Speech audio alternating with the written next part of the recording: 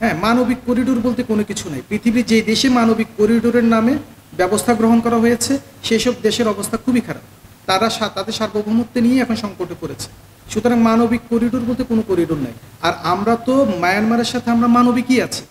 আপনারা কি কখনো দেখেছেন যে বর্ডারে, মায়ানমারের বর্ডারে মুসলিম রোহিঙ্গা শরণার্থী অনুপ্রবেশের সময় আমাদের বাংলাদেশের বর্ডার গার্ডের গুলিতে কোনো মুসলিম রোহিঙ্গা নিহত হয়েছে?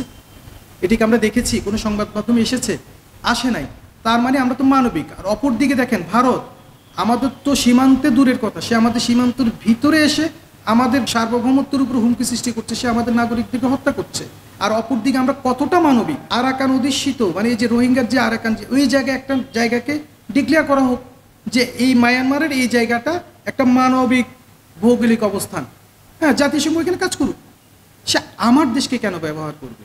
আমরা লক্ষ লক্ষ রোহিঙ্গা মুসলিম শরণার্থীকে আমি আমার দেশে আশ্রয় দিচ্ছি, আমি তাদের আমার জল, বাতাস, আমার প্রাকৃতিক রিসোর্স সমস্ত কিছু তারা ব্যবহার করছে। আমরা তাদেরকে আমরা নিজেরাই দারিদ্র্য সীমা অতিক্রম করতে পারি নাই, তাদের এই বোঝা আমরা বহন করছি। হ্যাঁ, আমরা তো যথেষ্ট পরিমাণ মানবিক। আমাদের মতো এই বাংলাদেশি মানুষের মতো মানবিক আর কোনো পৃথিবীর কোনো দেশের কোনো জাতি আছে কিনা আমার কাছে জানা নেই।